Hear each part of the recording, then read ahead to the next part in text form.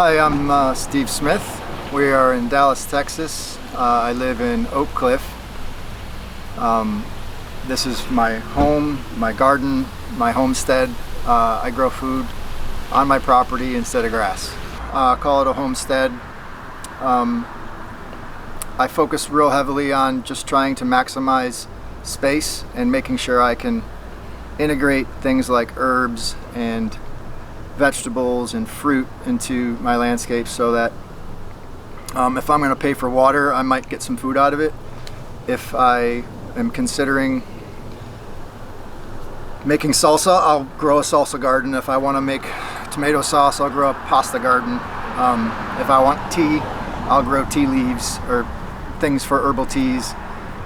Every place in my yard, because there's so much limited space, is going to be chosen specifically to grow that type of food.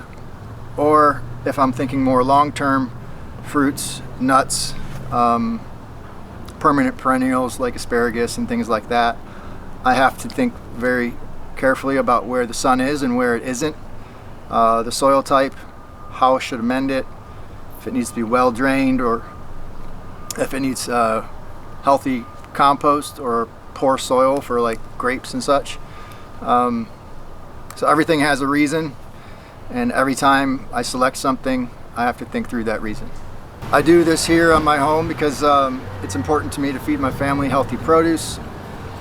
Most of the produce we find in our stores has been in a refrigerator for way too long. And after I had my first child, I learned a lot about our food system and how poor it really is. And by the time it gets to you, it's 3 weeks old, 3 months old. Most of the nutrients are gone. If you grow a salad in your garden, it's going to taste completely different, and it's going to make you feel completely different. You can literally feel the nutrients after a garden salad as opposed to a store-bought salad.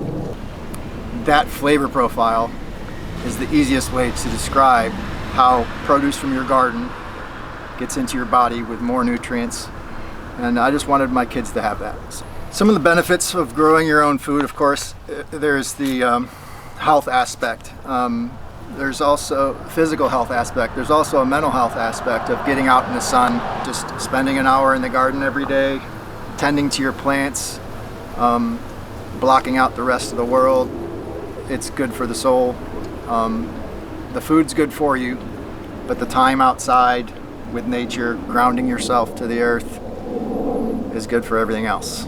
Some of the reasons to choose an edible landscape over we'll call it a traditional landscape, is as Americans, we spend an awful lot of money growing grass, fertilizers, pesticides, herbicides, water. People spend $300 a month in July watering their grass. I don't have any irrigation systems on this property, and we haven't had rain in 4 months, and everything's alive.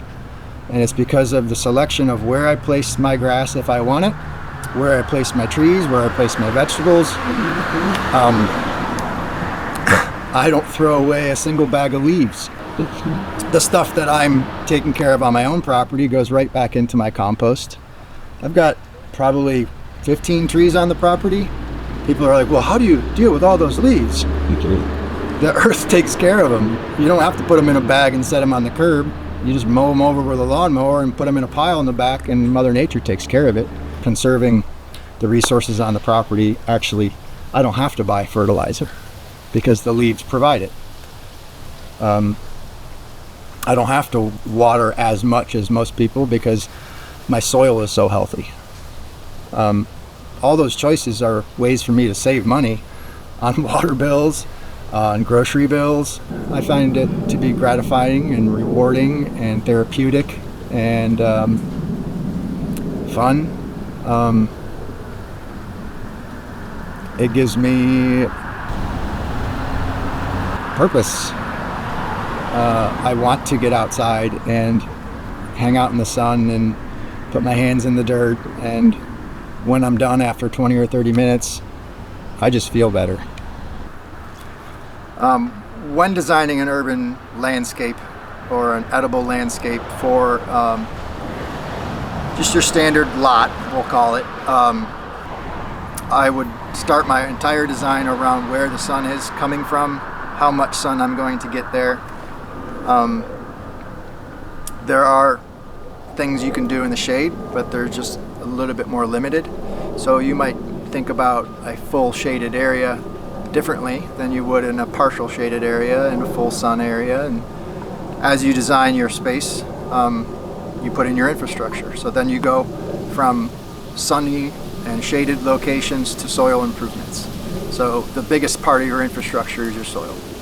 If you want to put in a sprinkler system or an irrigation system, you'll do that before you start putting in your beds. If you're not, and you're going to do a drip system or a hand watering sort of scenario, then don't worry about it, but you'll want to put in your irrigation before you start designing beds. If your soil is super poor and you've done your soil test, and your alkaline too high or your bedrock's real shallow like it is around here, I might even do some soil replacement. You can do soil removal or soil amendment. Sometimes it's perfectly okay. Like fruit trees, you don't need to amend them much at all. You just put them in the ground and let them do their thing, because that's nature. After you design your landscapes and you've picked out the areas where you want your vegetable garden, where you want your herb garden, where you want your tea garden, or where you want to place your raised beds. If you don't feel like taking out earth, you can just plant above it like most people do when they're starting out gardening. A raised bed is a perfectly acceptable thing. Sometimes it can get a little costly depending on how fancy you want them, but the essence is you're building on top of the soil so that you don't have to mess with the stuff that's underneath. And it's usually a little bit more manageable as far as pests and weeds. The soil that you're going to put in it can be perfectly amended. So it's kind of like instant garden raised bed. When I moved into this place and I sought to try to incorporate some edibles into it, and how much work I want to put into it, because that's a huge thing, is how much time do you have to put in your garden? As time goes on, I don't want to put in 3 hours in 110. So I'll think more about just cover cropping in the summer, or laying down 6 inches of leaves and letting those break down for my fall garden, and really giving myself a break on, I don't have to work so hard just to eat food out of my garden. You're not going to grow lettuce in the middle of summer. You're not going to grow a healthy tomato when it's 100 degrees outside. I have designed it to where I have 4 raised beds so I can rotate, just like you would do a crop rotation. And then most of my permanent beds are more of a perennial style or a companion planting program. So if I'm to the side here, what I have is a peach tree. Companions for peaches are asparagus. So I have asparagus and garlic chives growing underneath my peach tree, and I'm never going to touch this bed ever again. It's going to grow peaches and asparagus and chives. The chives will keep away the bugs, the asparagus heals the soil, and the peaches drop when they drop. The one consistent thing is that nothing is consistent. You have a garden like the one up front on the curbside was lavender, and then it was lemongrass, and then it was wildflowers, and then it was wildflowers with lemongrass, and now it's brassicas mixed with pomegranates. Like, you try to figure out where your successes and your failures are, and you let Mother Nature kind of tell you where to go with it. So being adaptable is probably the number one thing when growing in any environment, but in an urban environment on your own property, you have to find enjoyment in what you're growing, and don't overthink it. Just enjoy it. When I first got started on this house, I wanted to figure out where my sun was, and what trees I was going to save, which ones I could get rid of. And since I was limited in sun so much, I had to kind of take a step back and do layering. So what kind of layering means is, if I know I have a pecan tree that I love, it doesn't mean I can't grow something underneath it, like a peach on the outskirts. And underneath the peach, I can grow asparagus. And underneath the asparagus, I can grow chives. And underneath the chives, I can grow mint. Now in one spot, I can grow 4, 5, 6 things. So as I went through the property, I wanted it to look good from the street. I wanted to make sure I had enough things that I like to eat and drink and such. And the location of each item and the reason why I place it there has to have a purpose. I live on a corner and there's lots of people going by right now, and they wave and they like the flowers and they like the vegetables, and you meet your neighbors. So being immersed into your front and side yards as opposed to hiding behind a privacy fence with a raised bed is two different approaches. If you're living in a an HOA or a private community, they may not even let you put things in the front yard, but I guarantee if you did, you would be talking to your neighbors more. They would be asking you questions as to what you're growing, why you're growing it, when are the peaches going to be ready. It gets you involved and interacts with your neighbors. So a backyard garden and a front yard garden are completely different, and I feel like you should really have both. Neighborhood, I think people are finally realizing that it's okay to grow your own food, and it's fun to grow your own food and raise your own chickens, and your kids get involved in it. So it's not just you in the garden, it's your children interacting with you, with the earth, with nature. At 18 months old, my middle child would get tummy aches all the time. 18 months, she walks outside the door, goes to the mint patch, pulls the mint, eats the mint, goes inside, tells me, "Daddy, I fixed my tummy with the leaves." And she knew exactly what to do, where to get it. At 18 months old, she knew to eat mint to fix her tummy ache. So there's another plus on why you should grow some food in your garden, is because your kids start learning about things. And they realize that watermelons don't come from Walmart. They come from a garden. They come from a vine. What comes from a tree, what comes from a bush, just really basic stuff that most of us think we know because we watch cartoons. But if you're just interactive in the garden, your kids get to benefit from it, not just you. Your neighbors get to benefit. That was beautiful, Steve. So if you're driving down the road and you see black bags and you see clear bags, you don't have to pick up every leaf on the side of the road. And the ones that are in clear bags, you can actually see when the sun hits it and all the moisture's in there, it creates condensation inside, and that moisture in there creates leaf mold. So you take these bags and you let them sit in your backyard for a couple of months, and the leaf mold grows.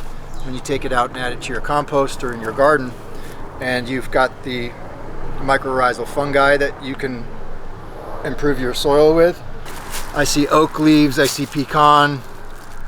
You don't have to overthink it, but oak has probably the better sugars in the leaves, so you can get the nitrogens and the things that you really want out of those leaves. Essentially, just go out there and pick up clear bags of leaves, put them in your backyard, mulch them up if you want with your lawnmower, and add them in a compost pile, and in a couple months you'll have the compost you need. You don't have to go buy it for $6 a bag at Home Depot. The basils. Holy basil is used for teas. Tulsi, you've seen it in the stores. It's my favorite tea. I've had this here all season, all year, and because of the lack of sun, it didn't get as big as I would like. So this is my first year trying it in this location, because I was just wanting to fill something in that could grow, because I really wasn't getting the light. As these trees have started to fill out, I get less and less light here, so this is what it looks like without a lot of light. If we turn the corner and we find a holy basil on the side of the house, it could be huge. It doesn't mean it's lacking in anything other than size, but it also smells really good when you walk by. Okay, so a few years of planting things in here, bulbs and pollinators, and the soil's not awesome, but I was running out of sun and I wanted some bell peppers, and I was like, this is kind of a spot where I could have perennial grasses and wildflowers and all that kind of stuff, and I just stick a pepper there. don't be afraid to just stick a pepper in the middle of nowhere and be like, all right, I'm gonna got pepper. So I put my bell peppers on this corner because the light drifts this direction from the south to the west, and I can capture it just underneath the arbor of the trees to where they get just enough light to give me peppers. Perfect. So outside of just growing food for me, I want food for the bees, and I want my house to be pretty, so I might use things like this Turk's cap as a backdrop, and I have salvias over there in the foreground. The bees come and love it. So sometimes when you're designing your landscapes, you're thinking about where you're going to be every day. And the easiest way to garden is to make it easy. So if I'm walking into my house every day and I have this hibiscus plant, I'm walking in, I'm unlocking my door, and I grab the hibiscus flower every day and take them all off, walk inside and put them in my dehydrator on my front porch, and I've got hibiscus for my hibiscus tea. So I spend a lot of time out in the yard, in the front yard, saying hi to the neighbors and such, and one way to make friends is give them gifts. So it's real easy to propagate figs.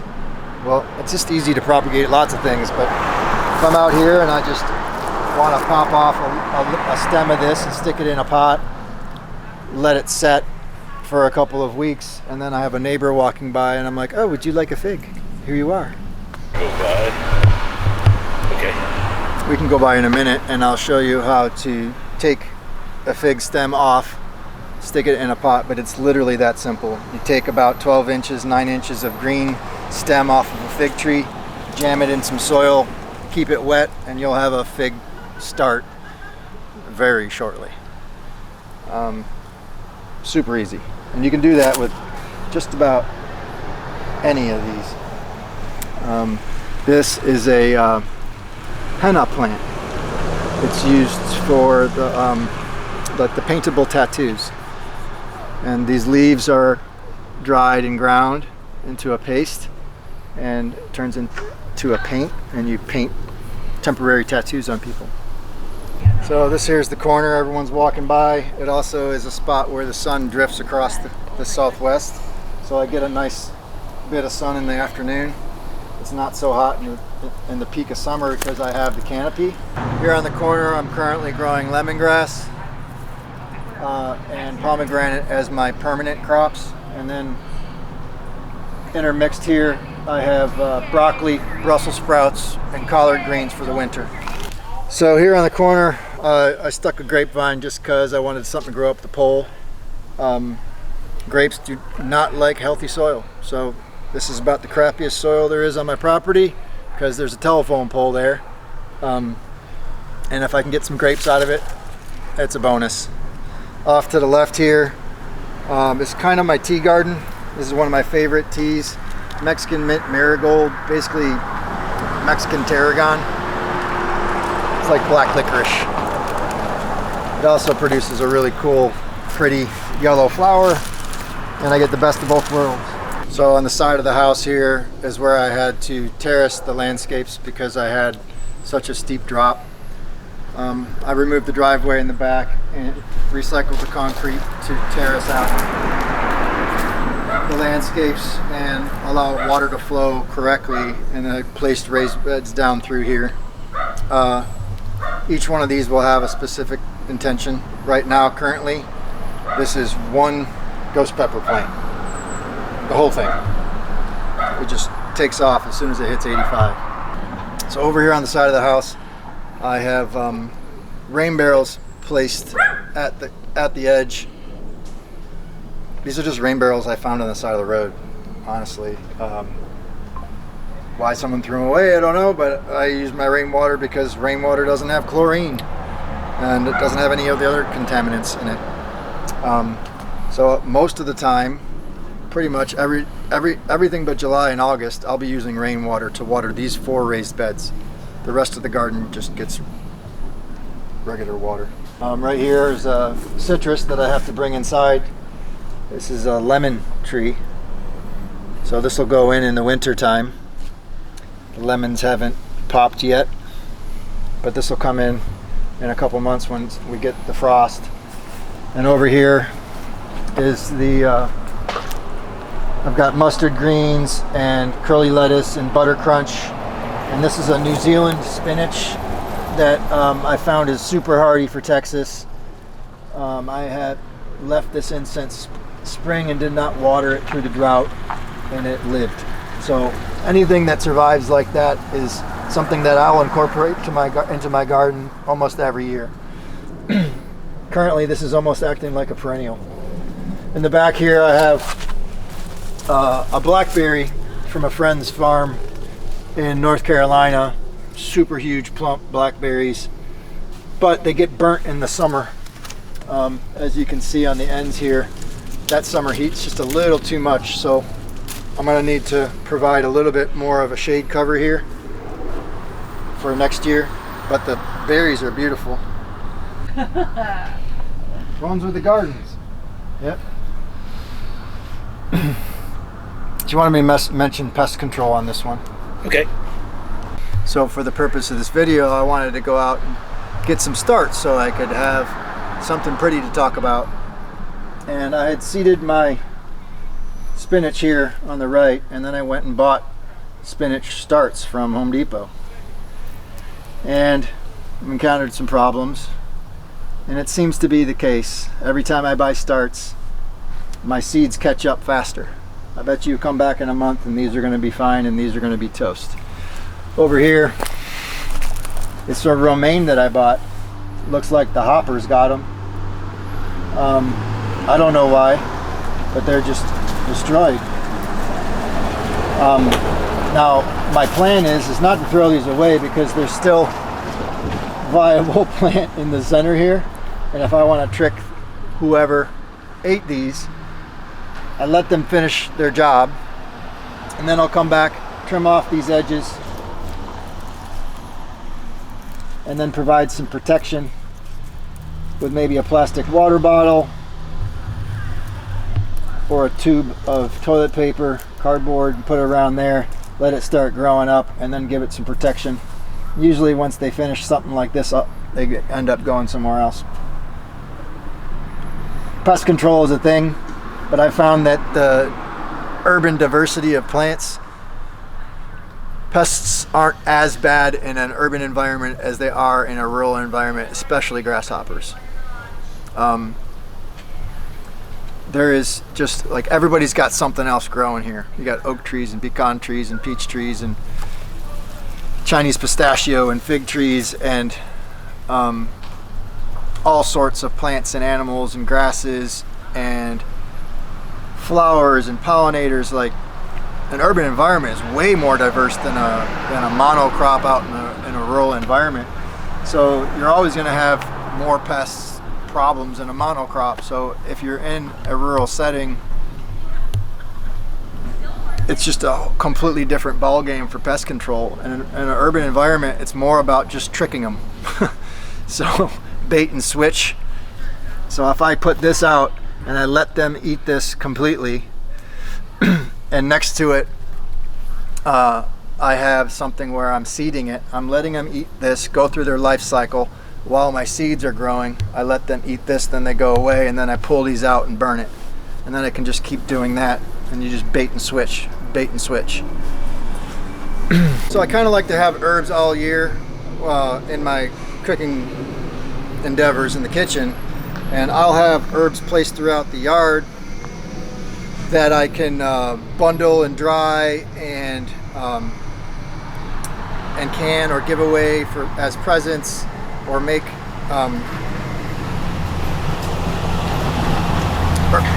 dried herbs for myself.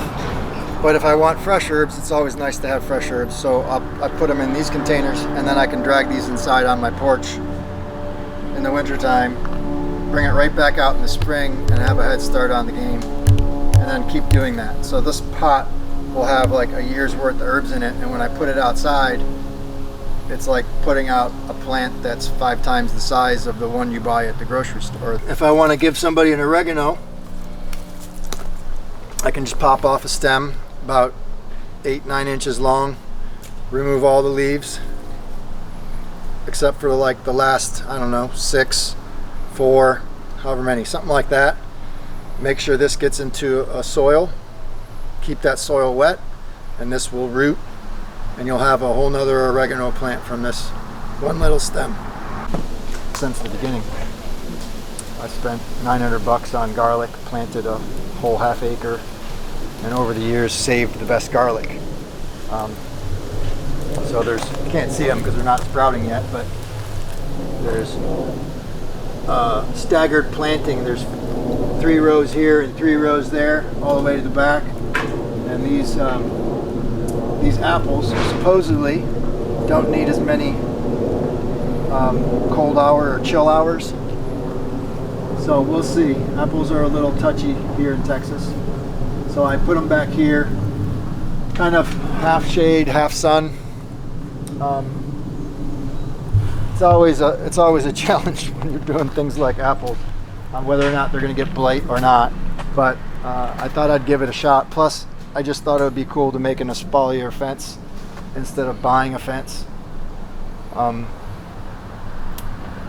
I don't close myself off from my neighbors. I'm open to them. My raised beds are 4 feet from the sidewalk, and nobody picks my fruit. Nobody picks my peppers. And it's not because I'm going to beat them up, it's just because most people have respect for that. Some cabbages and Swiss chard. Cabbages and chard are used in decorative landscapes all the time. They're usually bred for it, but basically a chard, rainbow chard, looks beautiful in a landscape visually, and it's super yummy with eggs and onions. So back here, because I don't get hardly any sun at all, I have to think about, is it worth trying to grow something, or if I am going to grow something, what am I going to grow? So I just recently started over here because I wasn't having much success with growing anything except for maybe some arugula or something like that. So if you're going to do some composting, don't put it in the sunniest location on your property. Put it in the shadiest location of your property, because you're not going to grow anything there anyway. So that's your work area. So over here I got my firewood and my compost and my fire pit because I can't grow grass. So this is the last little bit of space that I have on the property, and I was trying to come up with some uses for it, and I had gone back and forth with wildflowers and all kinds of different things. But I have a tenant that stays here, and I've let him dedicate this space to whatever he wants to grow. And I found that pallet thing on the side of the road and put some felt in it. We're going to fill it with dirt, and he can vertically plant his herbs right there on the porch. Off here in the alleyway, I need to improve the soil, but one thing I can do until that soil is improved is grow vertically. So in a month or so, I'll put potatoes in these cages and grow vertical potato towers. You can technically grow these as tall as you want, but if you fill in the sides here, leaves work, but hay works a little better, or straw. You put straw in here all around the outside, and you fill the middle with compost. Plant a few potatoes in the bottom and allow them to grow. As they're growing and you have green shoots, you add more straw and you add more compost. And as they grow, you add more straw and you add more compost, and add more straw and add more compost. And when you get up to the top here, what you've essentially done is quadrupled the amount of potatoes that you would get just growing in a row. So vertical growing is a thing. This is one way to do it. I don't know, we call them potato towers, I guess.